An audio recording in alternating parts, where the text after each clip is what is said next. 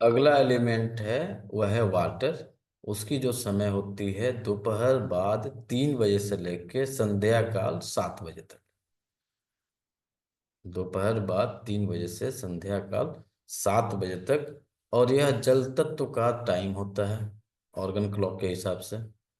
और इस समय जल तत्व की ऊर्जा को डार्क एनर्जी में माना जाता है। लाइट एनर्जी नहीं होती है, डार्क एनर्जी इसे माना जाता है। जब किसी इंसान की डार्क एनर्जी जब असंतुलन की स्थिति में बनती है, तो उनके ऊपर सबसे ज्यादा नकारात्मक प्रभाव, नकारात्मक ऊर्जाओं का प्रभाव बढ़ता है। तो किसी की किडनी ब्लैडर की ऊर्जा असंतुलित है, तो सबसे ज्यादा निगेटिव थॉट्स इन्हीं के पास आएंगे। निगेटिव एनर्जी जो कहते हैं, जिस भी एंगल से आप सोच लीजिए, वो सारे निगेटिव थॉट्स, निगेटिव एनर्जी इन्हीं लोगों के पास आएंगे। क्या क्या होगा जिससे पहचान करेंगे कि हमारा किडनी, हमारा ब्लैडर कमजोर पड़ रहा है और हमारे ऊपर निगेटिव थॉट्स, निगेटिव एनर्जियों का प्रभाव सबसे ज्यादा आकर्षित हो रहा है। तो इसमें है सबसे पहले, बिना किसी कारण, कोई कारण नहीं है, भारीपन महसूस होना। वह कब होना? तो दोपहर बाद 3 बजे के बाद शरीर सुस्त होनी शुरू, भारी होनी शुरू। 3 बजने के जस्ट बाद जो है सोने की इच्छा प्रबल।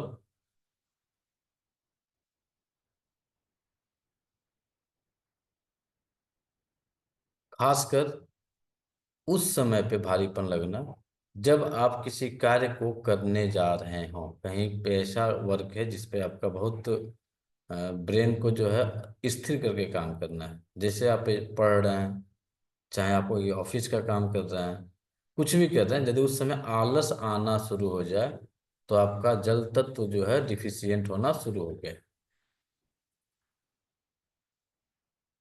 शरीर में डिहाइड्रेशन होना, शरीर में जलन होना, बिना कोई कारण, कारण क्लियर नहीं है कि मेरे साथ क्या हो रहा है। शरीर में गर्मी फील होना, बेचैनी महसूस करना, अचानक घबराहट होना, अचानक डर जाना, अचानक छोटी छोटी बातों पे क्रोध आना, अपने आप को निराशा महसूस करना। इस समय सबसे ज्यादा नकारात्मक विचार आना।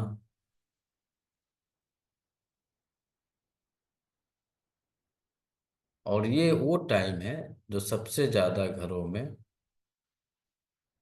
पारिवारिक कलह, पारिवारिक विवाद को पैदा करता है।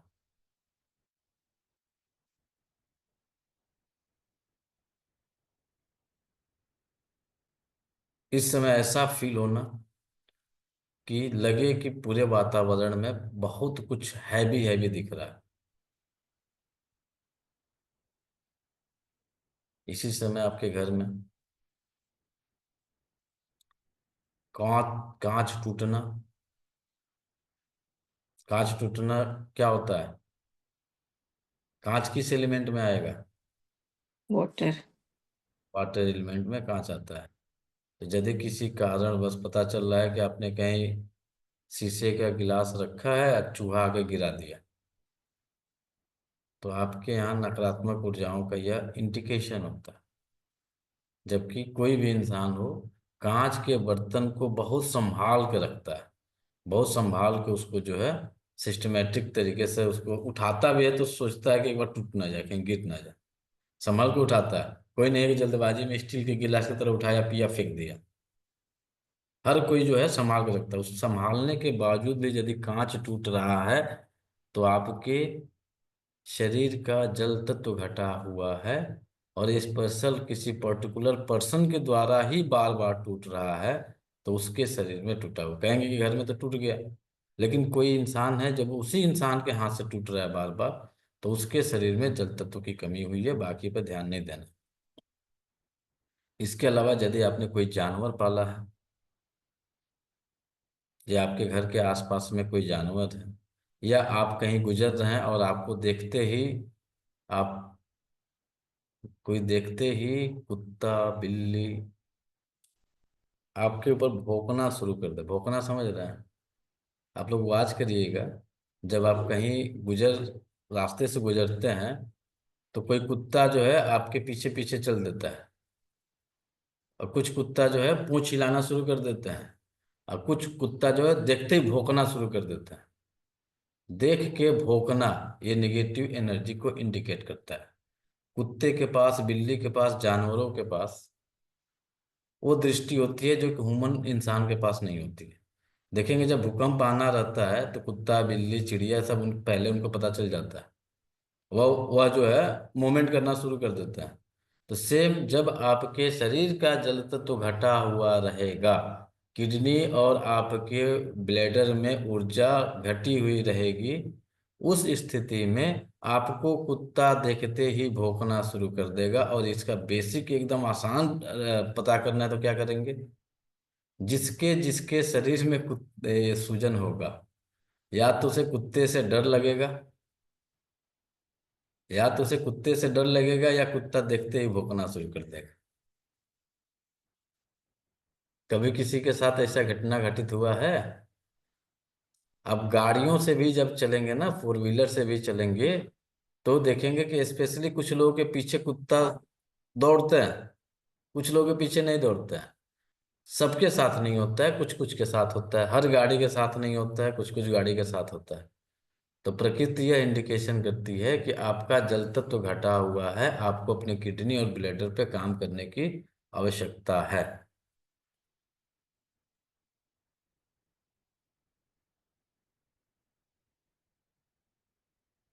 किसी ने वाच किया है इस चीज को सर? सर कि कुछ पीछे आता है डॉग, मतलब जाते हैं कहीं तो रोड पे और कहीं पे तो पीछे आ जाता है। पू- पूंछ हिलाता है, पीछे आता है ऐसे। आप अपने पास। पैर पैर को चेक करिए कि क्या आपके पैरों में साइलेंट जो है सूजन है क्या, जिसके जिसके भी आता है। भौंकता नहीं है पर पीछे आता है जरूर। चेक कर लीजिए। पर एक वो है कि मेरे घर में भी है डॉग, तो उसकी स्मेल की वजह से भी वो लोग आते होंगे, ये पॉसिबल है? नहीं, कुत्ते को देख के कुत्ता भौंकता ही है। क्यों? कोई है कि कुत्ता को देख के एकदम भौंकना बंद कर दे?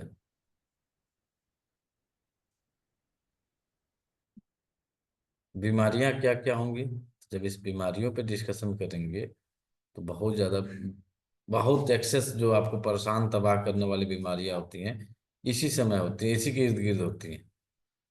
जिसमें ये ब्लैडर का टाइम है 3 से 5, 5 से 7 किडनी है। तो उस स्थिति में बार बार पेशाब होने की समस्या,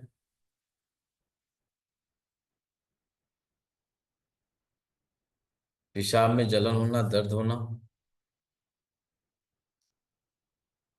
यूरिन से बदबू आना, अक्सर इस समय बुखार या ठंड लगना। शाम हो गई है, जैकेट दे दो, 3, 4 बजा, जैकेट दे दो, कपड़े दे दो, शाम हो गई है, पहन ले। इस तरह की एक्टिविटी आप वाच करिएगा अपने आप को। दिन भर बनियान पे घूमे थे, कम कपड़े पे घूमे थे, और शाम होते ही जैकेट दे दो, स्वेटर दे दो। यदि ठंड का मौसम है तो, यदि गर्मी का मौसम है तो उस समय जो है, जब वाटर एलिमेंट घटा रहेगा तो आप फुल शर्ट पहनने की कोशिश करिएगा।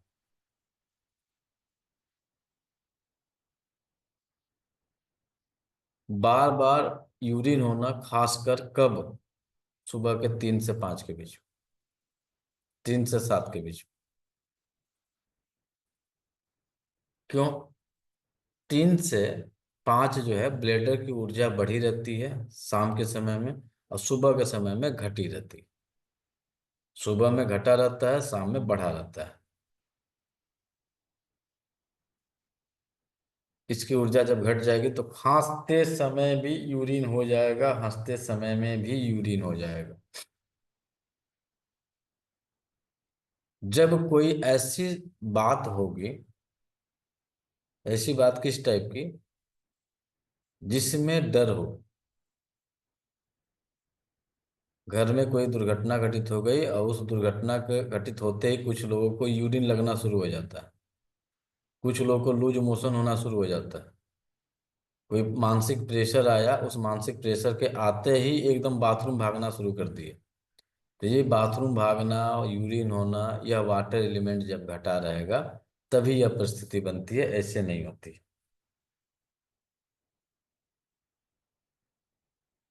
पेट में हल्का भारीपन रहना, कहाँ पे? तो लोअर एब्डोमेन में, नाभि के नीचे वाले एरिया में भारीपन बने रहना। चेहरे का रंग काला पड़ना और एंकल के ऊपर ड्राइनेस आना। जो आपके पैर की एड़ी है, एड़ी के ऊपर जब देखेंगे तो यहाँ पे ड्राइनेस होगी बहुत ज्यादा, 12 महीना तक ड्राइनेस रहती है और कालापन रहता है।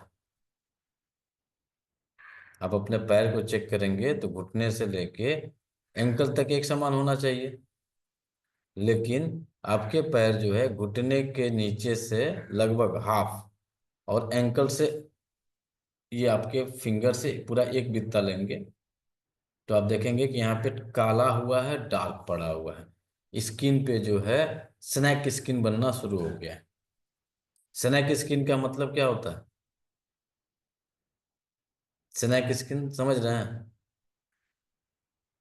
सांप का, सांप का जब स्किन देखिएगा ना तो लाइनिंग लाइनिंग लाइनिंग लाइनिंग बनी रहती है, तो वही लाइनिंग जो है आपके पैर पे दिखेगा।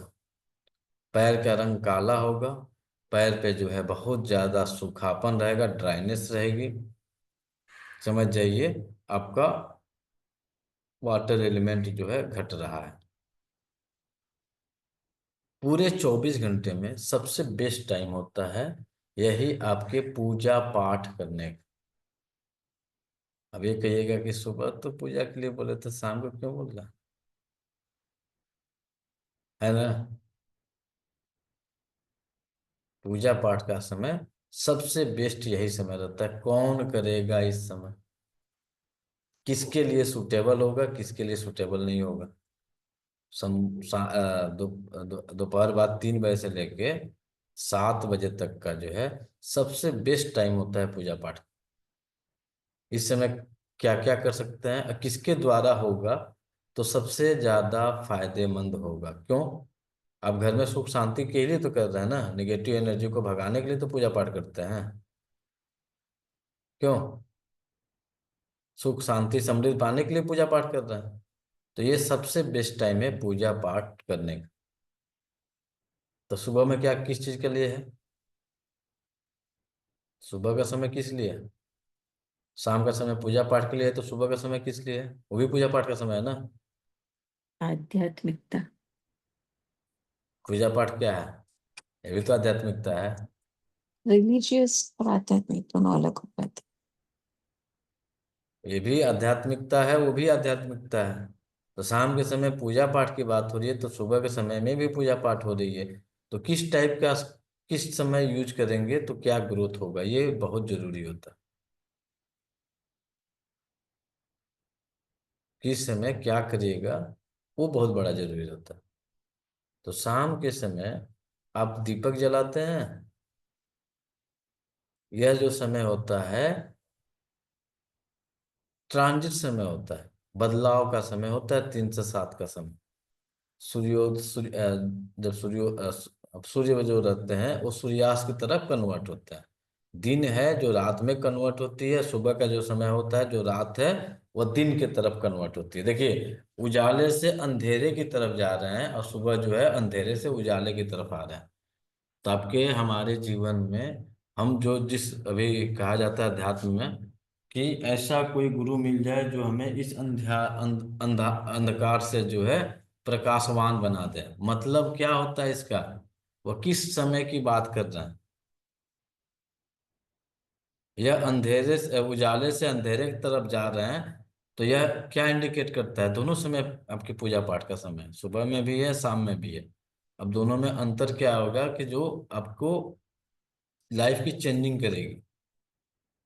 सुबह के पूजा पाठ करने से क्या लक्ष्मी की प्राप्ति होगी, और शाम के पूजा पाठ करने से क्या लक्ष्मी की प्राप्ति होगी? तो पहले दोनों में जानना जरूरी है। किस कारण है कि वर्तमान समय हम किसके ऊपर डिपेंडेंट हैं?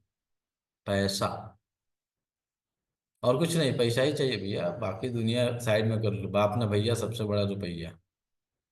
वर्तमान परिस्थिति यही है, बाप भाई कुछ नहीं है, पैसा सबसे पहले है। तो यदि आप अध्यात्म या पूजा पाठ के थ्रू चाहते हैं कि हम इस पे काम करें और हमारे पास धन दौलत बढ़े, तो किस समय की पूजा पाठ आपको जो है धन देगा, किस समय के पूजा पाठ जो है आपको अंधेरे से उजाले की तरफ ले जाएगा, इसका यदि प्रयोग किया जाए तो किस तरह से प्रयोग करेंगे? करते आ रहे हैं आप लोग, सब लोग हमसे बड़े आए भाई, हमसे ज्यादा जीवन देखा है, कैसे करते हैं?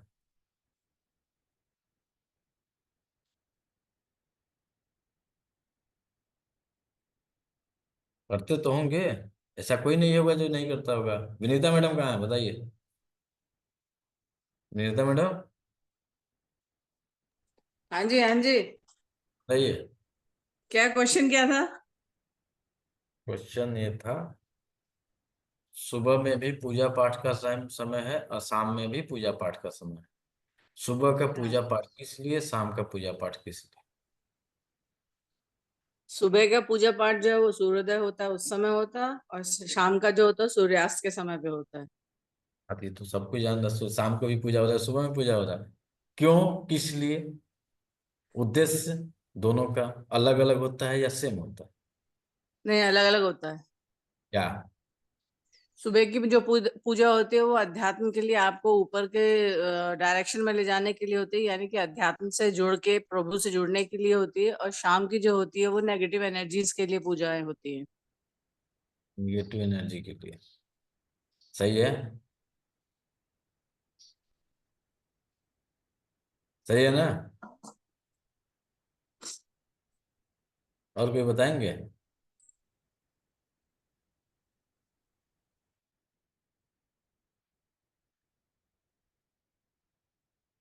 अरे बहुत प्रवचन सुनने हुए आप लोग, थोड़ा सा मंथन करिए, अभी निकल के आ जाएगा। सुबह का सब कोई पूजा पाठ जब तब ध्यान कर रहा है, सुबह का क्यों, शाम का क्यों? सर सुबह का जो होता है ना, वो हाँ, स्पिरिचुअलिटी, स्पिरिचुअल ग्रोथ के लिए। और जो सारा तो शाम इसी का के-। समय है, नहीं, हाँ, शाम की जो है, एक तो घर में कलेना और धन संपत्ति है, क्योंकि लक्ष्मी का वास हमारा जल में है। लक्ष्मी जी चाहिए तो शाम में, और हाँ, भगवान जी और चाहिए तो। आध्यात्मिक, हाँ, सुबह। ये अध्यात्म दोनों है। ये अध्यात्म में तो सर लक्ष्मी माता भी अध्यात्म में ही आती है, कोई बाहर से तो आती नहीं है, वो भी देवी है। लेकिन जो शाम की जो संध्या का टाइम है ना, उसमें आप अ, अप, मतलब धन के लिए ही करते हैं, घर में सुख शांति बनी रहे। सुबह जब हम उठेंगे, हम अपने लिए उठते हैं, हम अपने मेडिटेशन के लिए या अपनी पाठ पूजा के लिए। शाम का समय होता है सबके लिए। आप बताइए, कोई भी चाहिए क्या? सबको तो चाहिए, क्या चाहिए? सबको दोनों एनर्जियां चाहिए। सब इसी के लिए, हम आप जो भी है सब इसी के लिए भाग रहे हैं, समय को पकड़ रहे हैं क्या? मिलेगा क्या? मेन समय का ही खेल है, बोलते हैं ना कि आदमी बलवान नहीं होता है, समय बलवान होता है। तो यदि आप अपने आप को किस एनर्जी में ले जाके सारी चीजें कर रहे हैं, ये आपके ऊपर डिपेंड करता है। सुबह का जो समय होता है, सुबह 3 से 7 आत्मा और परमात्मा का समय होता है, यानी पराभौतिक ऊर्जा का जो सोर्स होता है, पराभौतिक ऊर्जा की तरफ जो ग्रोथ होता है, वह समय होता है सुबह 3 बजे से लेकर 7 बजे तक। पराभौतिक वस्तुओं की प्राप्ति की जो चीजें होती हैं, वो होती हैं दोपहर बाद 3 बजे से लेकर संध्याकालीन 7 बजे तक। अब आपको चाहिए क्या, अब इसके ऊपर आप अपने आप को वर्क करिए और दोनों का खेल समझिए। यदि पराभौतिक चीजों के चक्कर में पड़ेंगे तो भौतिक चीजें दूर होंगी, और भौतिक चीजों के चक्कर में पड़ेंगे तो पराभौतिक चीजें दूर होंगी। दोनों एक साथ नहीं मिलती हैं, दोनों एक साथ नहीं मिलती हैं। मिलती हैं तो बताइए, किसी को मिली है? मिलती हैं कब मिलती हैं? जब पराभौतिक का लेवल उच्च कोटि पे चला जाएगा, और भौतिक का लेवल भी उच्च कोटि पे डाउनफॉल में चला जाएगा। परा भौतिक एकदम डाउनफॉल चला गया, पर भौतिक में डाउनफॉल होने का मतलब आप भिक्षाटन करना शुरू कर दिए, भैया 10 रुपया दे दो, आप तकलीफ में आ गए, समझ जाइए कि आपके ऊपर जो है पराभौतिक ऊर्जाओं का अपार, मतलब कहा जाता है ना, पूरी कृपा दृष्टि बननी शुरू हो गई। जब आपके ऊपर स्थिति आपकी बद से बदतर हो जाए तो समझ जाइए कि आप जो आपके ऊपर प्रभु की असीम कृपा बरसनी शुरू हो गई है। और जब आपके पास अपार धन की वृद्धि हो जाए तो प्रभु की असीम कृपा नहीं बरसती है। अब इन दोनों को बरसाना है एक साथ, तो इन दोनों एनर्जी को उसके अकॉर्डिंग, उस समय के अकॉर्डिंग आपको काम करना पड़ेगा। उस समय के लिए पाराभौतिक एनर्जी पे काम करेंगे और उस शाम के समय जो है भौतिक एनर्जियों के लिए काम करेंगे। एक जो है लाइट से डार्क की तरफ जा रहा है, यानी जब आपके पास सुख सुविधाएं बढ़ती हैं तो आपके पास डार्क एनर्जी क्या है? घमंड है, द्वेष है, जलन है, ईर्ष्या है, यही तो है। और जब आपके अंदर पराभौतिक एनर्जियों का ग्रोथ होता है तो जलन, द्वेष, ईर्ष्या सबसे पहले ये दूर जाती है। तो जब जब प्रभु की कृपा बनेगी तब तब आपके ऊपर जो है समस्याएं आएंगी, और इन समस्याओं को आप और हम क्या समझ बैठते हैं? भगवान बहुत तकलीफ दे रहे हो। कटु सत्य है ये। भगवान बहुत तबाह की है, मची पड़ी है, हमारी बैंड बजी पड़ी हुई है, 1 रुपया नहीं है, क्योंकि हम पूरा का पूरा भौतिक चीजों से जोड़ रहे हैं। अब अपने आप को वाच कर लीजिएगा, पूरे जीवन काल में सब लोग हमसे उम्र में लगभग लगभग डबल है। जब जब आपकी मुसीबत आई होगी, जब वो चक्र घड़ी की सुई जब फिर 12 से चल के 12 पे आई होगी, तो जहां पे आप छोड़े थे उसका मल्टीपल लेवल से आप छलांग मारे होंगे। मल्टीपल लेवल से एक छलांग क्यों मारे? यही एनर्जियों का खेल है। जब आप तकलीफ में रहे तो आपका स्पिरिचुअल लेवल पे काम किए। जब आप कोई भी जब बहुत ज्यादा तकलीफ में आता है ना, तो जो जहाँ कहता है हे भगवान की पूजा कर लो, ये जप कर लो, वो तप कर लो, तो हम खूब करते हैं। और जहाँ भौतिक चीजों की ग्रोथ होनी शुरू हो जाती है तो उस चीजों को हम छोड़ देते हैं। तो जब तक हमने उस एनर्जी को इन्हेंस करके रखा तब तक हमारा भौतिक सुख सुविधाएं बढ़ी, और जो उसको छोड़ दिए डंप मार गया। फिर भगवान कहते हैं कि आ जाए बच्चा हमारे पास, फिर हमारी सेवा करो, तुमको फिर ग्रोथ करता है। तो सुबह के समय में आप दीपक जलाएं चाहे मत जलाएं, अगरबत्ती जलाएं चाहे मत जलाएं, घर में झाड़ू पोछा लगे चाहे न लगे, सीधी बात समझ जाइए लेवल क्या है। यह पराभौतिक चीजों के लिए आपको जहां से भी है उस पर ब्रह्म से कनेक्टिविटी बनाना है, यानी मेडिटेशन का सबसे परफेक्ट समय है सुबह का, जिसमें आत्मा और परमात्मा की कनेक्टिविटी बन रही है। और भौतिक चीजों के लिए शाम के समय आपके घर में साफ सफाई, शाम तक एकदम नीट एंड क्लीन होना चाहिए। घर में शाम को 7 बजे से पहले, दूसरी भाषा में कहें, आप किसी भी कंट्री में रहते हैं, सूर्यास्त होने से पहले आपके घर में धूप धूप धूप और आपका दीपक, बाकी कुछ हो या ना हो, धूप और दीपक जरूर जल जाना चाहिए। घर आपका सबसे ज्यादा सुगंध शाम के समय जरूरी होता है। सुबह के समय में सुगंधित करिए चाहे मत करिए, शाम के समय में सुगंधित होना बहुत जरूरी है यदि आपको भौतिक सुख सुविधाओं की प्राप्ति चाहिए तो। और पराभौतिक सुख सुविधाओं की प्राप्ति चाहिए तो सुबह का समय। अभी आप और हम सुबह जग रहे हैं ना, सब लोग, आप और हम सब लोग सुबह सुबह जग रहे हैं। तो जब जब तब आप सुबह जगिएगा तो आपके पास किसका ग्राफ लेवल बढ़ेगा? भौतिक या पराभौतिक? पराभौतिक नहीं, भौतिक। पराभौतिक भौतिक भौतिक नहीं, बड़ा बौद्धिक पराभौतिक का टाइम है। ब्रह्म मुहूर्त जिसको कह रहे हैं ना, पराभौतिक ये। पराभौतिक पराभौतिक। अब इसका बहुत संक्षिप्त रूप देखिएगा। अब आप इस समय उठना शुरू कर दिए और शाम में सोना शुरू कर दिए, तो उसका फायदा और क्या होगा? भौतिकता नहीं रहेगी फिर अब इसका फायदा क्या होगा? आपने स्पिरिचुअल लेवल को ग्रोथ किया, तो जब जब स्पिरिचुअल लेवल बढ़ेगा तब तब आपके पास क्या होगा? भौतिक सुख सुविधाओं की कमी होगी? टन गुप्त। होगी कि नहीं होगी? तो जब भौतिक सुख सुविधाओं की कमी होगी उस स्थिति में आपके घर में लड़ाई झगड़ा कलह की स्थिति बनेगी। बात समझ में आई? तो सर सुबह क्या नहीं करना है? 3 to 7 तो यू भी घटा हुआ है ना, और वापस 3 to 7 इवनिंग यू भी घटा हुआ है, तो जल तत्व वहां पे घटा है, यहाँ पे बढ़ा है, तो ये कॉन्फ्लिक्ट क्यों? सुबह में जल तत्व घटा है, हाँ तो वही तो, वहां पे घटा है और यहाँ पे बढ़ा है, जब बढ़ा यहाँ है पे तो। बढ़ा है। यहाँ पे जल तत्व की ऊर्जा जब बढ़ी हुई, इस समय जल तत्व की ऊर्जा के एनर्जी जो है एक्सेस कंडीशन में है। हाँ। अब ये जाने वाली है ना डार्क की तरफ, रात्रि अंधेरा होने वाला है। जब कभी भी किसी भी कंडीशन में किसी भी एनर्जी को अपोजिट जब एंट्री करनी होती है, तो उस समय उसकी एनर्जी बहुत हाई फोर्स में लगानी होती है। ओके। अब लाइट से डार्क में भेजना है किसी को, तो ऐसे थोड़ा चला जाएगा। जब मान के चलिए कि आपका अंतरिक्ष डार्क है, अनंत है, अब यहाँ से किसी को अंतरिक्ष में भेजना होगा, तो उसको स्लो मोशन से भेजिएगा तो जाएगा? रॉकेट से ही भेजना है तो छोटे मोटे रॉकेट से भेजिएगा तो जाएगा? नहीं जाएगा। उस समय क्या करना पड़ेगा, हमें उसे हाई फोर्स एनर्जी देके, धक्का देके भेजना पड़ेगा।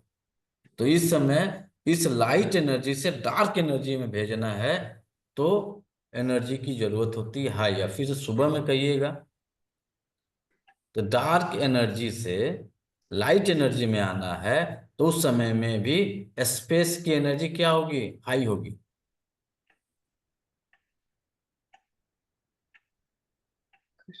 जब अंधेरा छटता है, आपका उजाला आता है, तो जब उजाला आने का मतलब स्पेस बढ़ा, लाइटिंग हुई, स्पेस दिखा, यानी क्या हुआ, स्पेस बढ़ गया।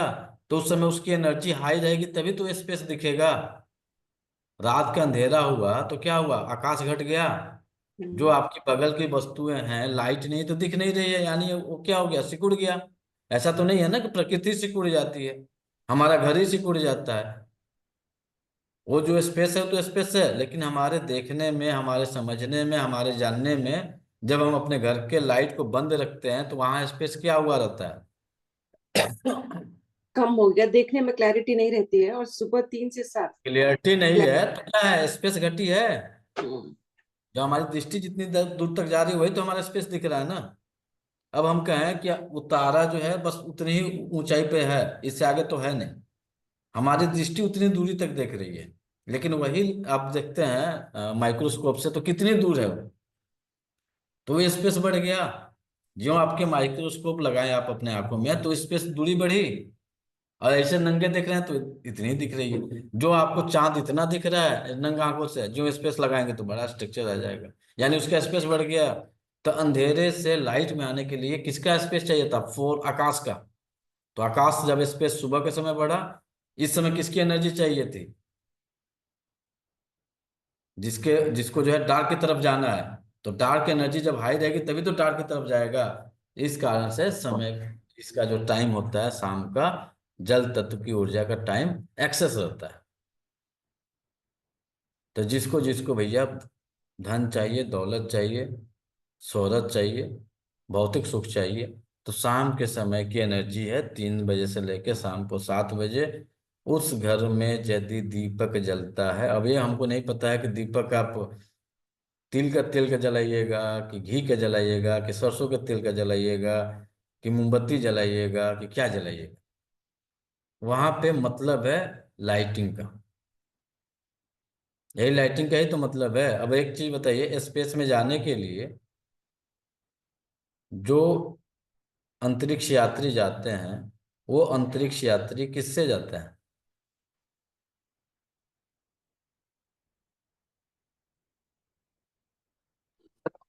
सर रॉकेट से जाएंगे, जिसमें एनर्जी बहुत बड़ी मात्रा में। रॉकेट, हाँ। रॉकेट से जाते हैं ना, हम्म। उनके पीछे एक थे लाइटर्स है। आम भाषा में समझ जाइए, जब आप लाइटर जलाती हैं तो क्या होता है, आपके घर में जब रॉकेट उड़ाते हैं दीपावली में, तो एक छोटी सी चिंगारी जाती है, उसको उड़ा के लेके चली जाती है।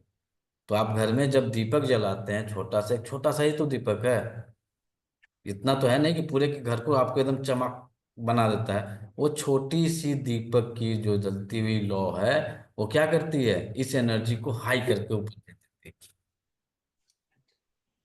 तो आपको दीपक जलाइए, मोमबत्ती जलाइए, क्या जलाएंगे, उससे मतलब नहीं है। मतलब ये है, उस समय कोई भी एनर्जी चाहिए, जो एनर्जी बल्ब की एनर्जी नहीं, आर्टिफिशियल एनर्जी नहीं, वह ओरिजिनल एनर्जी होनी चाहिए। तो दीपक के अलावा कुछ है? मोमबत्ती है, दीपक जले चाहे मोमबत्ती जले, दोनों में कोई, जो आपकी इच्छा है, जो इसको आप मानते हो। कहीं पे मोमबत्ती जलती है, जैसे क्रिश्चियन धर्म में जाएंगे तो वहां पे मोमबत्ती जलती है, हिंदू धर्म में जाएंगे तो दीपक जलती है। तो भौतिक सुख सुविधाएं चाहिए तो शाम में इस समय पे खासकर 3 से 7 के बीच में दीपक जरूर जलाए, धूप जलाइए, अगरबत्ती जलाइए, हवन है हवन कीजिए। अब कई जगह यहाँ पे कहा जाए कि हवन नहीं कर सकते हैं। कई जगह कहा जाता है कि रात के समय हवन नहीं करना है, तो वर्जित है रात के समय अग्नि तत्व को बहुत ज्यादा प्रभाव रात के समय। लेकिन ये कौन सा बेला हो रहा है? गोधूलिक। गोधूली बेला हो रहा है, दोनों बेलाओं का मिलन हो रहा है। अंधेरा आ रहा है और उजाला जा रहा है, तो इस समय आप जला सकते हैं। अधिकतर देखिएगा हमने जो हवन का बनाया उस पर स्पष्ट लिखे हैं शाम के समय जलाना है, इसी समय पे जलाना है। क्यों? जब इस समय पे एनर्जी को इनहेंस करिएगा तो आपको भौतिक सुख सुविधाओं के लिए तो आप जो है ये सब चीजें कर रहे हैं, भौतिक सुख सुविधाओं के लिए तो कर रहे हैं ना। तो भौतिक सुख सुविधाओं के लिए जब इस समय आप इस एनर्जी को इनहेंस करिएगा तो आपके पास धन बढ़ेगा, दौलत बढ़ेगी, गाड़ी बढ़ेगा, घोड़ा बढ़ेगा। लेकिन ये कहिए कि हमारा स्पिरिचुअल लेवल बढ़ जाएगा, नहीं बढ़ेगा। उसका समय सुबह 3 से 7 का है। इन दोनों के अंदर ये आपके अंदर ये गॉड्स हो जाए कि भैया हम तकलीफ को झेल सकते हैं, ये जितनी समस्याएं आ रही हैं इसको हम सहन कर सकते हैं, तब तो आप सुबह 3 बजे उठिए, 4 बजे उठिए, 5 बजे उठिए और थोड़ा सा स्पिरिचुअल एनर्जी में जो है अपने आप को मेडिटेट करिए, जप करिए, एनर्जी को इन्हेंस करिए, बेटर रिजल्ट आपको मिलेगा। थोड़ा सा समय लग के आएगा और ये जब आएगा ना स्टेबल एनर्जी के साथ आएगा। और जो शाम वाले एनर्जी रहेगी वो स्टेबल नहीं रहती, आती है जाती है, आती है जाती है, आदमी परेशान का परेशान बना रहता है। तो सर गोधूली बेला में जो लोग शादी करते हैं क्या इसी के लिए करते हैं कि उनको भौतिक सुख सुविधा मिले? गोधूली बेला में शादी विवाह अब खासकर सनातन में तो वर्जित है, एकदम नहीं करनी चाहिए गोधूली बेला। इस समय दीपक प्रज्वलित करिए, बाकी क्रियाएं को करिए। अब हकीकत में है कि शादी विवाह का जो रस्म होता है ये प्रकाश देने वाला है, ये दिन का शादी का मैटर होता है। लेकिन कुछ मुगल काल में कुछ घटनाएं घटित हो रही थी, उसको देखते हुए यह रब जो है रात्रि में कवर हो गया, उसके डर से कवर हो गया। नहीं तो इसका परफेक्ट जो समय है वह समय होता है दिन का। तो दिन में तो संभव है नहीं, क्योंकि अभी बहुत सारी चीजें हो गई हैं। तो देखिएगा जिस घर में शादी विवाह की प्रक्रिया शुरू हो जाती है तो उस घर में दीपक जो है शाम के समय से ही लग जाता है। उसके कुछ विधि विधान जो भी होते हैं शादी विवाह के, वो जैसे आपके यहाँ हम लोग के यहाँ तो मड़वा होता है, नाम समझ रहे हैं ना, बांस का। तो उसमें जो दीपक है शाम से ही जलना शुरू हो जाता है, 3-4 बजे से ही जलना शुरू हो जाता है। हो सकता है कि एक दिन पहले से वो दीपक ही मेन होता है। देख अब फिल्मों में दिखाया जाता है दीपक बुझ गया अनहोनी होने वाली। फिल्मों में फिल्मांकन किया जाता है ना, ये दीपक जल रही है, दीपक बुझ गई, लग रहा है कुछ अनहोनी होने वाली है। तो ये क्या इंडिकेट करता है? ये दीपक बुझना यानी निगेटिव एनर्जी की तरफ आकर्षित होना, कहीं ना कहीं से निगेटिव एनर्जी आ रही है। और कौन सा ऑर्गन आ रहा है? तो लीवर और गॉल ब्लैडर आ रहा है। तो जिसकी लीवर गॉल ब्लैडर बहुत ज़्यादा कमजोर हो, जिसके किडनी में बहुत ज़्यादा दिक्कत होती हो, और सरल भाषा में इसको बार बार यूरिन लगती हो, यूरिन रोक नहीं पाता हो, खांसता हो तो यूरिन हो जाता हो, शरीर में सूजन रहती हो, थकान लगता हो, डर लगता हो, ऐसे लोगों को शाम के समय प्रतिदिन एज ए स्पिरिचुअल लेवल पर यदि बात करें, आध्यात्मिक दृष्टिकोण से, इनके द्वारा यदि हम दीपक प्रज्वलित कराते हैं तो क्या होगी? कुछ फायदा करेगा? फायदा करेगा कि नहीं करेगा? करेगा सर। फायदा करेगा। प्लस इनके द्वारा डार्क एनर्जी है, जल तत्व की एनर्जी है, तो जल तत्व की एनर्जी जो होती है भगवान श्री हरि और माँ लक्ष्मी का स्थान होता है। क्षीर सागर, क्षीर सागर में तो है जी, जल में तो है। भगवान श्री हरि जल में ही विराजमान है माँ लक्ष्मी के साथ। तो इस समय भगवान श्री हरि की आराधना, माँ लक्ष्मी की आराधना आपके लिए बहुत ही फायदेमंद होगा। और इसी के लिए हम और आप परेशान हैं कि धन दे दो, धन दे दो, धनम देहि जन्म देहि, धन दो जन दो। तो ये इसके लिए सबसे बेस्ट टाइमिंग है शाम के समय लक्ष्मी जी की खूब पूजा करिए। और एक आध उपाय बता दें, कितने लोगों को लक्ष्मी जी चाहिए? जल तत्व की टाइमिंग है, जिसको जिसको लक्ष्मी जी चाहिए भाई खुल के बताइएगा तो एक उपाय बताते हैं। चाहिए सर। सभी चाहिए तो एक नहीं मिलेगा, स्पिरिचुअल ग्रोथ नहीं होगा, सीधी जान लीजिए। ये आप सोचिएगा कि हमारे पास आत्मा परमात्मा वाली भी एनर्जी आ जाए, ये भी आ जाए, तो एक तो डैमेज करेगा। तो उसके लिए सुबह उठेंगे ना सर जल्दी 3 to 5, 3 to 7। ये सुबह का खेल ही नहीं है ना। धन चाहिए तो सुबह का खेल नहीं है। सुबह चाहिए तो विरक्ति मिलेगी, तकलीफ मिलेगी। दोनों तो साथ नहीं हो सकता। सुबह उठ के परमात्मा की भक्ति करे, उसमें जाए, और शाम को थोड़ा जीवन व्यापन करने के लिए भी तो लक्ष्मी जी चाहिए ना। कभी भी हमेशा ध्यान रखिएगा, दोनों एक साथ आपको नहीं मिलेंगे। पहले एक मिलेगा, वो तकलीफ से भरेगा, फिर उससे आप तबाह परेशान हो जाइएगा, तब सेकेंडरी मिलता है। आप देखिएगा जितने उच्च कोटि के साधक जो होते हैं धन दौलत छोड़ के ही तो जाते हैं स्पिरिचुअल लेवल की तरफ, कि उस धन दौलत के चक्कर में पड़े रहते हैं। यानी भौतिक चीजों को त्याग करके पराभौतिक के पीछे भागते हैं। उसकी टाइम कब आ रही है? सुबह का समय है।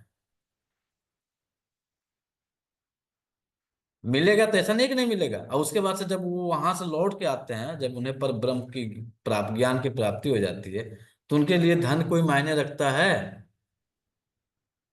मायने रखता है तो बताइए। आज मैं किसी डेट किसी बाबा को ले लीजिए, एनी पर्सन किसी बाबा को ले लीजिए, जब उन्होंने अपनी साधनाएं शुरू किए थे तो खाने के लाड़े पड़े थे, और जब वो साधनाओं की परम काष्ठा को पार कर गए तो आज उनके पास रेंज रोवर, BMW, डिफेंडर, ये सारी गाड़ियां एक झटके में कह आके खड़ी हो गई। दिमाग से उनके निकला कि मुझे प्राइवेट जेट में सफर करना है, तो प्राइवेट जेट आके खड़ी हो गई। ऐसे थोड़ा ना खड़ी हो गई, उसके पीछे उसने उस पूरे पराभौती के पीछे बहुत साइज सहन किया। तो क्षमता है तो भैया डूब जाइए, अगला पड़ाव आपका वही मिलने वाला है। आपको चाहिए डिफेंडर, तो ले डिफेंडर ले खड़ी हो गई। अब आप कोई कहे कि बाबा बागेश्वर इतने बड़े बड़े गाड़ी से घूम रहा है, क्यों घूम रहा है? इसके पीछे उसने इन साधनाओं में अपना एनर्जी को इनहेंस किया, तब जाकर आज उसको मिल रही है। और उसके बावजूद भी वो उस पूरी दिनचर्या को वाच करेंगे तो वो समय को पकड़ के बैठे हुए हैं महाराज जी। भले उम्र जो भी हो, तो सबके साथ ये है। तो यदि आपके पास ये सहन करने की क्षमता है, तकलीफ आई है, तो समझ जाइए कि अगला पड़ाव जो है सुख का आने वाला है। अभी इस समय आप एक ही में उलझ जाइएगा, हे भगवान धन दे दो, और उनको केवल उस एनर्जी में अपने आप को घुसने की कोशिश नहीं करिएगा, तो ताउम्र भिखमंगा बन के मर जाइएगा। कटु सत्य है, ये जल तत्व का खेल है। क्या करना होगा? तुरंत किडनी पे काम करिए, और तुरंत ज्यों तकलीफ आ गई, कोई बहुत बड़ी दुर्घटना घटित हो गई, बहुत बड़ी, खासकर आदमी परेशान होता है, बेटा मर जाएगा तो ज्यादा परेशान नहीं होगा। कटु सत्य है ये। बेटा यदि मर जाता है तो इंसान को बहुत ज्यादा तकलीफ नहीं आएगी, 2 4 6 महीने तकलीफ में रहेगा, उसकी याद खत्म हो जाएगी। लेकिन जिस इंसान के पास से पैसा चला जाएगा ना, उसका हाल पूछिए। एक अरबपति के हाथ से छीन लीजिए पैसा, परिवार बीवी छोड़ के चले जाए कोई प्रभाव नहीं पड़ेगा, बेटा छोड़ के चले जाएगा कोई प्रभाव नहीं पड़ेगा, लेकिन जब पैसा चला जाता है तो उसका सब कुछ खत्म हो जाता है। दूसरी जगह यही कहा जाता है, पैसा तो हाथ का मैल है, क्या मायने रखता है। तो यदि आपको यह परिस्थिति आ गई किसी एंगल से कि आपके पैसे की तंगी बहुत हो गई, तो तुरंत आप लक्ष्मी जी की पूजा मत करिए। किसकी पूजा करेंगे? उस पर ब्रह्म की आराधना करना शुरू कर दीजिए। अपने आप को जांचने का, परखने का, अपने आप को जानने का ही तो समय है, पर ब्रह्म को जानना। अब दूसरी भाषा में कहें, अपने आप को जांचिए कि हमने क्या क्या गलतियां किया था, वो गलती दोहराए नहीं। अब इस भौतिक सुख की प्राप्ति चाहिए, तो सुबह के समय में जो एनर्जी आप मेडिटेशन ध्यान में कर रहे हैं उसको इनहेंस करिए, बढ़ाइए, और शाम वाली एनर्जी को भी आप डबल कर दीजिए। यानी शाम में अपने घर में धूप दीपक हवन ये सब शुरू करिए।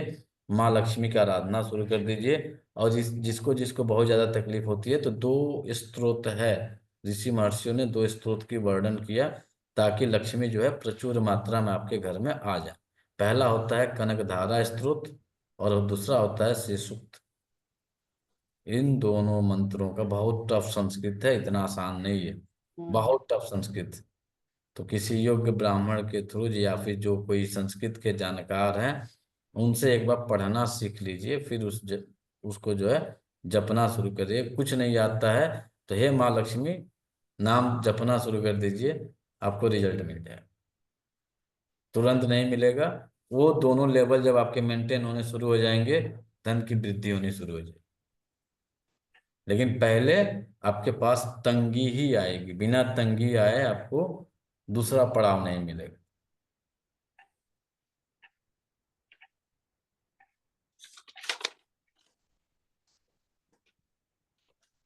क्या करेंगे? यदि आपको हवन करना है तो जल तत्व की जो वस्तुएं हैं उसका हवन करना शुरू कर दीजिए। कुछ दिख रहा है जल तत्व की वस्तु? कमलगट्टा। कमलगट्टा। अब देखिए कितने इसको प्यार से इंडिकेट किया गया है। कमलगट्टा माँ लक्ष्मी का सबसे प्यारा है। कमलगट्टा का माला पहन लो, कमलगट्टे के बीज से जो है जप कर लो। किस एनर्जी को इंडिकेट कर रहा है? किस तत्व को इंडिकेट कर रहा है? जल तत्व। Water element. जल तत्व। निकल कहाँ से रहा है? जल से निकल रहा है। चाहिए क्या हमें? जल तत्व की एनर्जी को बैलेंस करना है। तो लक्ष्मी जी की एनर्जी को बैलेंस करने के लिए कमलगट्टे का हवन करना शुरू कर दीजिए। किसके साथ करेंगे? तो जल के साथ करेंगे। जल तो पानी में जलेगा नहीं, फिर घी के अंदर उसको। घी के साथ। घी का यूज कर लीजिए। सुबह के समय 3 साढ़े 3 बजे उठ जाइए। उस समय जो है कंप्लीट अपने आप को जांच करिए, परमात्मा से कनेक्टिविटी बनाइए। शाम होने के बाद से घर में दीपक जला दीजिए, उसके बाद से अपना हवन जब तब कर लीजिए। जिन घरों में जब जल तत्व की ऊर्जा असंतुलित होती है, किडनी ब्लैडर जिस घर में मरीजों की संख्या में वृद्धि होती है, उस घर में हमेशा सड़न युक्त गंध आती है। हमेशा। एक दिन नहीं है, खासकर जब संध्या कालीन होगा, तो उस समय यह गंध की वृद्धि हो जाएगी। तो आपके घरों में कहाँ कहाँ से गंध आता है? कुछ लोगों के कमरों से गंध आता है, कुछ लोगों के बाथरूम से गंध आता है। तो जिस घर के बाथरूम में आपने खूब अच्छे से साफ सफाई की है, फिर भी गंध आ रही है, समझिए कि आपके यहाँ जल तत्व कितना असंतुलित हुआ है। और कुछ घरों में जाएंगे तो देखेंगे कि कहीं स्मेल नहीं, न उसके घर में ओडोनिल लगा हुआ है, कुछ नहीं लगा है, फिर भी स्मेल नहीं है। आप सीधी सी सरल भाषा में जवाब दीजिएगा, प्रकृति का खेल समझिए। जब आप बाथरूम जाते हैं, पानी से फ्लैश कर देते हैं, वह आपका स्टूल आपके सिंक से होते हुए पाइप आपके गटर में निकल जाता है, या फिर सेप्टिक टैंकी में निकल जाता है, निकलता है ना। बाकी बीच में तो पानी भरा हुआ है, आपने फ्लैश कर दिया तो पानी ही तो भरा हुआ है ना। वो लैट्रिन तो आपका है नहीं, आपका शौच तो है नहीं, फिर गंद कैसे? एकदम रिलैक्स होकर सोचिएगा, क्यों हो रहा है गंद? आपके जल तत्व की ऊर्जा घटी है, इसीलिए वह गंदा आ रही। नीरू मैडम, चांस है जब कोई इंसान एकदम इस तरह से सिस्टम बनाया हुआ है कि शौच क्रिया, यूरिन किया, तो यूरिन करने के बाद से, क्रिया करने के बाद से, वो जितना भी उसके मल हैं वो सारे के सारे वाटर के थ्रू होते हुए आपके सेप्टिक टैंक में चले गए, या फिर आपके पाइपलाइन से होते हुए निकल गए, आपके सीवर होते हुए आपके निकल गए नाले में। उसके बावजूद भी वो जब वो पानी डाले, वो सारा का सारा मल साफ हो गया, फिर गंद कहाँ से आ रहा है? आपके पास 5 बाथरूम होगा तो पांचों बाथरूम में गंद नहीं होगा, एक दो बाथरूम में गंद होगा। वाच करिए, यदि 2 बाथरूम है, 3 बाथरूम है, तो सब बाथरूमों को जाइए थोड़ा सा सूंघ लीजिए, आपको समझ में आ जाएगा खेल किसका हो रहा है। जल तत्व का है, घटा हुआ है। कमजोर पड़ रहा है इसलिए स्मेल कर रहा है। उसकी गंध जो होती है सड़न युक्त गंध है। तो बाथरूम से गंध मिलेगी, किचन से गंध मिलेगी, बेडरूम से गंध मिलेगी, जल तत्व घटा हुआ है। दूसरी भाषा में बोले तो इन घरों में भूत प्रेतों का निवास है, प्रेत आत्माओं का निवास है, पुण्य आत्माओं का निवास नहीं है। पुण्य आत्मा को लाना है, क्या करना पड़ेगा? दीपक, हवन, धूप, सुगंध से अपने घर को बना कर रखना पड़ेगा।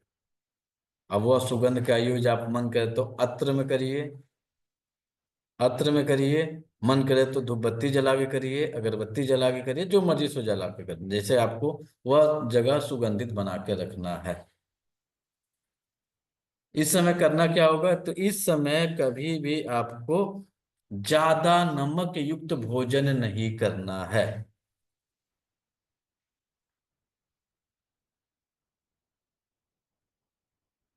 इस समय ज्यादा नमक युक्त भोजन नहीं करना है। नमक युक्त भोजन क्या होगा?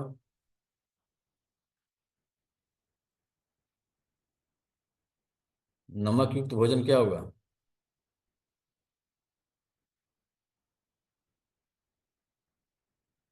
जितने भी पैक्ड फूड होते हैं, जैसे चिप्स हो गया, एक आप अपने घर का आलू का चिप्स खाइए और एक किसी कंपनी का चिप्स खाइए, दोनों के नमक का अंतर आता है। किसमें नमक कम रहता है? आपके घर वाले में नमक की मात्रा कम होती है और उनमें नमक की मात्रा ज्यादा होती है। तो जितने भी पैक्ड फूड हैं जिसमें नमक यूज है, चिप्स हो गया, कुरकुरा हो गया, मैगी हो गया, जो भी है इस तरह के, तो इनका एकदम प्रयोग 3 से 7 बजे नहीं करना है। मैगी नूडल्स एकदम नहीं छूना है।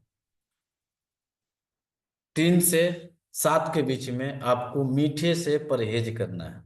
मीठा खाना क्या है? तो 7 से 9 के बीच में, 7 से 11 के बीच में मीठा खा सकते हैं। 3 से 7 के बीच में भूल के भी मीठे का प्रयोग मत करिए। मीठा में क्या क्या होगा? मिठाई होगा, केक होगा, पेस्ट्री होगा, लड्डू होगा, गुलाब जामुन होगा, कोल्ड ड्रिंक है, बहुत मीठा वाला जो बिस्किट आता है, ये हो गया। 3 से 7 के बीच में चाय और कॉफी मत पीजिए। सबसे तगड़ा टाइम यही है चाय पीने का। क्यों? पूरे दिन मिले या ना मिले, भैया शाम को 1 कप तो चाय चाहिए, एक कॉफी चाहिए। तो ये आपके वाटर एलिमेंट को घटाता है, आपके अंदर आलस पैदा करता है, आपके अंदर सुस्ती पैदा होती है तो कहते हैं कि सर पकड़ लिया, चाय पिला दो। यही आप बोलते हैं ना जी? बोलिए। सर 5 से 7 किडनी का टाइम है, तो किडनी के टाइम में तो अपने को गर्म कुछ पीना चाहिए। आ रहे हैं, क्या खिलाएंगे क्या पिलाएंगे उस पे भी आ रहे हैं। तो जो जो पहले नहीं खाना है इसको देख लीजिए, नहीं छूना है। क्या गर्म पानी नहीं होता है? तो चाय भी तो गर्म ही हुई सर, उसमें शक्कर नहीं डालेंगे। तो कॉफी तो डालिएगा ना, कॉफी में भी नहीं चाय डालेंगे। पत्ती तो डालिएगा।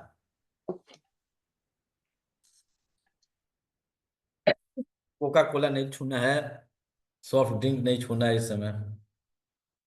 3 से 7 के बीच में ज्यादा तला भुना मसालेदार चीजें नहीं खानी है। 3 से 7 के बीच में बढ़िया वाला दारू नहीं पीना है। बढ़िया वाला का मतलब है कोई दारू नहीं पीना है 3 से 7 के बीच में। और ऐसे कल जो हम लोग पढ़े थे 11 से लेकर 3 तक दारू नहीं पीना है, और यहाँ 3 से 7 नहीं पीना है। तो भैया 11 से 7 तो खत्म, सो के उठते तो दारू पीजिएगा नहीं। दारू पीने का टाइम है कितने बजे है? 7 से 11 बजे।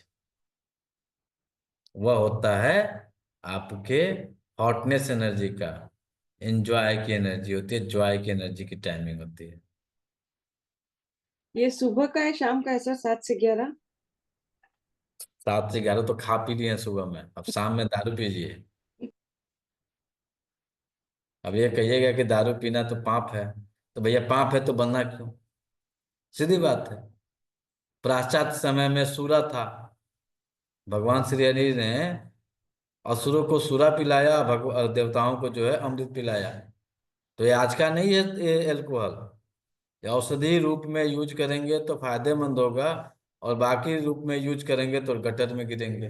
वो आपके ऊपर डिपेंड करता है कि किस रूप में आपको पीना है, किस रूप में नहीं पीना है। आप महान महान है, सीधी बात सरल भाषा में समझ जाइए। तो यदि आप पीने के शौकीन हैं भाई, एल्कोहल पीने के शौकीन है, तो शाम को 7 बजे से लेके 11 बजे तक आराम से पीजिए।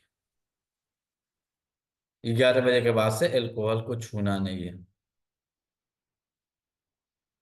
3 से 7 के बीच में रति क्रिया से किसी भी कंडीशन में एंट्री नहीं होना चाहिए। 3 से 11 बीच में जल आपकी किडनी की ऊर्जा एक्सेस रहती है, तो किडनी को एक्सेस वर्क करना है, जिस कारण से जो है आपकी किडनी जो है डैमेज होगी, ब्लैडर डैमेज होगा। पाश्चात्य में उस समय तो कुछ पता नहीं चलेगा, लेकिन 3 से 7 के बीच में यदि रति क्रिया करते हैं तो बाद में आपको यूरिन रोकने की समस्या आएगी, प्रोस्टेट इनलार्ज होगा, बार बार यूरिन जाएंगे, यूरिन में जलन होगी। तो 3 से 7 के बीच में कभी भी, चाहे मेल हो या फीमेल हो, इस टाइम पे सेक्सुअल एक्टिविटी में लिप्त मत होइए, एल्कोहल मत लीजिए। इस समय क्या करिए, तो एक ही चीज कर सकते हैं, भगवान की आराधना करिए, माँ लक्ष्मी की पूजा करिए, थोड़ा सा घर में जो है संगीतमय बनाइए, सुगंधमय बनाइए, एनर्जी आपकी बैलेंस है।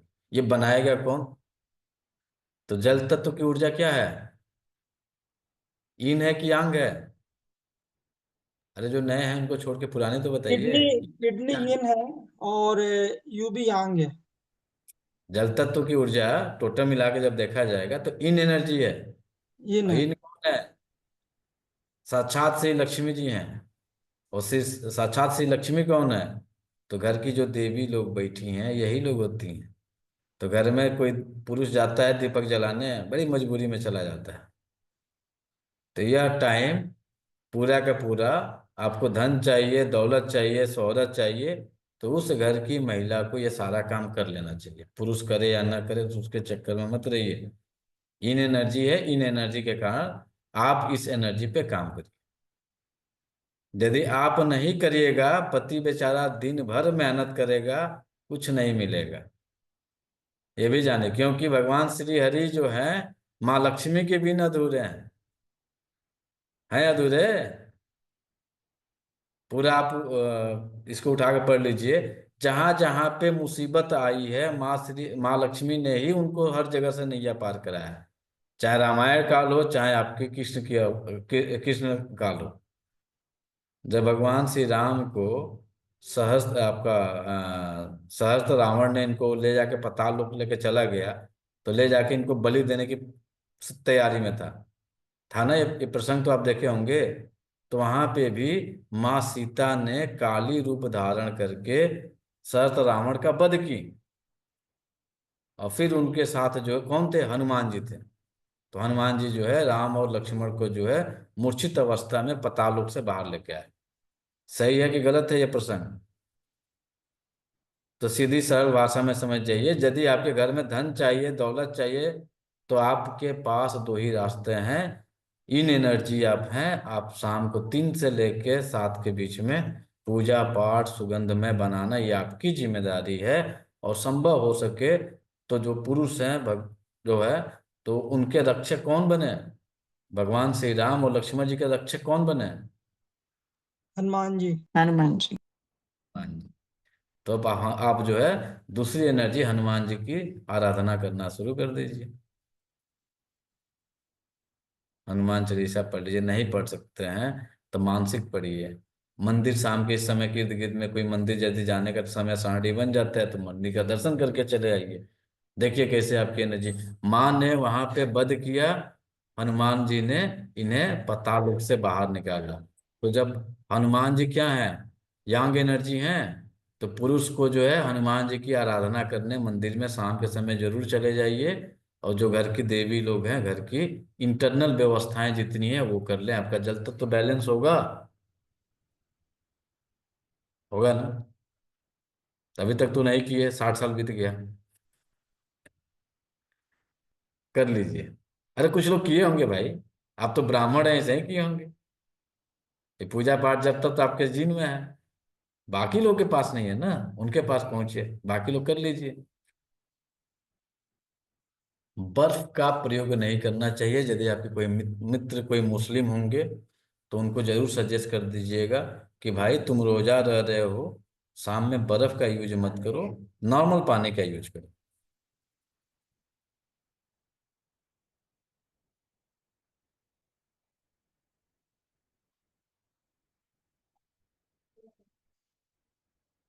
ठीक है सर, जल तत्व का खेल समझ में आया? कहीं किसी को कंफ्यूजन है, क्वेश्चन है? सर फिर शाम का खाना कितने बजे खाएंगे? 7 बजे से पहले। जैन धर्म बहुत ताकतवर चीज है देवी जी। अच्छा तो देखिए, उन्होंने सूर्यास्त से पहले भोजन का टाइम दे दिया, और वो भी क्या दिया है, भोजन क्या क्या करना है। तो इस समय आप फल खा सकते हैं, पोहा खा सकते हैं, रोटी खा सकते हैं, बहुत लाइट खाएंगे। सोने से पहले यह खाना आपका पच जाना चाहिए। पच जाने का मतलब क्या होगा, आपके स्टमक से यह भोजन आपके स्मॉल इंटेस्टाइन में ट्रांसफर हो जाएगा। उसके बाद आप समझ जाइए 6 बजे कोई खा लिया, 6:30 बजे खाया, 4 घंटा आपके स्टमक में रहता है, 4 ही घंटा रहता है ना, 4 घंटे के बाद स्मॉल इंटेस्टाइन में चला गया। तो सोने से पहले जब स्मॉल इंटेस्टाइन में चला जाएगा तो जितना भी हमने खाया पिया था उसका डिटॉक्सिफिकेशन सिस्टम चालू हो गया, क्लिंजिंग हो गई। तो आपके पास ना मोटापा आएगा, ना बीमारी आएगी। अब जैन लोगों में वही जैन मोटा है जो जैन शाम को नहीं खाता है, रात में खाता है। कटु सत्य है ये। यदि वह खा रहा है, नहीं खाते हुए भी मोटापा आ रहा है, तो उसका कारण अन्य जगह ये बनेगा कि उसे लीवर जनित रोग है। और वह लीवर जनित रोग में जब उसके जीभ पे देखिएगा तो क्या मिलेगा, ब्लैक पैचेज मिलेंगे। ब्लैक ब्लैक जो है आपके जीभ पे स्पॉट मिलेंगे, ब्लैक या ब्लूइश कलर का स्पॉट मिलेगा। और उसके अंदर जलस ईर्ष्या की भावना रहेगी, द्वेष की भावना रहेगी, किसी भी एंगल से वो मिलेगा। वो अपने आप को लाख प्रूफ करके नहीं, हमारे पास नहीं है, जीभ दिख गई, समझ जाइए कि कहीं ना कहीं से डेवलप कर चुका है। अब कहाँ से डेवलप किया है नहीं पता है। अब इस एनर्जी को बैलेंस करने के लिए उसके स्पिरिचुअल लेवल पे जाके पंच मारा जाएगा, वो धीरे धीरे एकदम बैलेंस हो जाएगा।